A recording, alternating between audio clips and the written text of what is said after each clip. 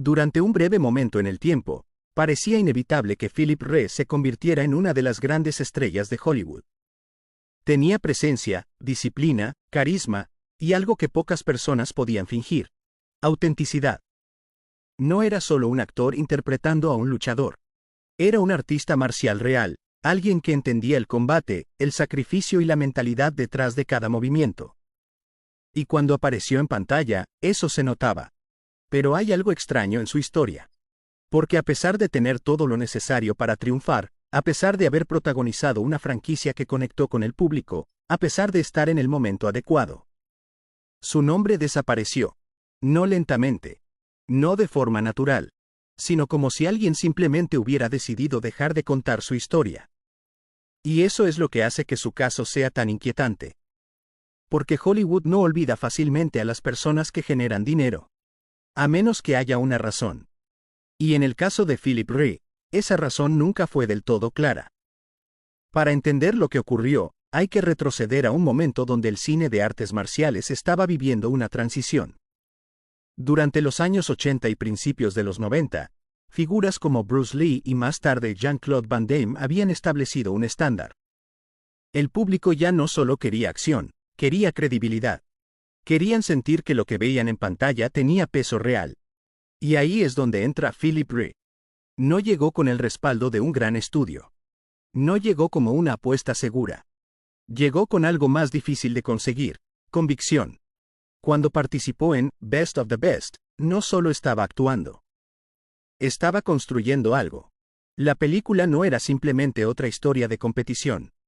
Tenía un enfoque emocional, una narrativa sobre honor, sacrificio y representación que conectó especialmente con audiencias que no siempre se veían reflejadas en Hollywood. Y por un momento, funcionó. La película encontró su público. Generó reconocimiento. Creó una base de seguidores. Y lo más importante, posicionó a Philip Rhee como alguien a observar. Pero ahí es donde la historia empieza a desviarse de lo esperado. Porque en lugar de escalar, en lugar de aparecer en más proyectos grandes, en lugar de convertirse en una figura recurrente dentro del cine de acción, su presencia comenzó a diluirse. Las oportunidades no crecieron como deberían. Los papeles no llegaron en la escala que se anticipaba. Y poco a poco, su nombre empezó a desaparecer de las conversaciones. Al principio, esto podría parecer algo común. Hollywood está lleno de carreras que no despegan del todo. Pero el caso de Rhee no encaja completamente en ese patrón. Porque no falló en pantalla. No perdió relevancia por escándalos. No tuvo un fracaso masivo que justificara su desaparición. Simplemente, dejó de estar. Y eso abre una posibilidad incómoda. Que el problema no era él, sino el sistema en el que estaba intentando entrar. Durante esa época, Hollywood tenía una relación complicada con los actores asiáticos. A pesar del éxito de figuras como Bruce Lee, el espacio para protagonistas asiáticos seguía siendo limitado. Había barreras invisibles, decisiones de casting que respondían más a percepciones del mercado que al talento real. Y en ese contexto, alguien como Philip Rhee representaba algo que la industria no terminaba de saber cómo manejar. Era demasiado auténtico para ser reducido a un estereotipo. Pero no encajaba en el molde tradicional de protagonista que Hollywood promovía en ese momento. Y cuando alguien no encaja, muchas veces no se adapta el sistema. Se descarta a la persona. Aún así, Rhee no desapareció inmediatamente. Hubo intentos de continuar, secuelas, proyectos relacionados. Pero ninguno logró romper esa barrera que lo llevaría al siguiente nivel. Y con cada intento que no alcanzaba el impacto esperado, la distancia entre lo que pudo haber sido y lo que realmente fue se hacía más evidente. Lo interesante es que, con el tiempo, Best of the Best empezó a ganar un tipo de reconocimiento diferente. No el de taquilla masiva, sino el de culto. Personas que redescubrían la película, que la recomendaban, que la valoraban más allá de su contexto original. Y en ese redescubrimiento, una pregunta empezó a aparecer con más frecuencia.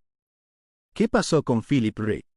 No como curiosidad superficial, sino como una duda genuina. Porque cuando alguien tiene talento, presencia y una base sólida, lo normal es que su carrera evolucione. Pero en este caso, se detuvo. Y cuando una historia se detiene sin una explicación clara, la mente intenta llenar ese vacío.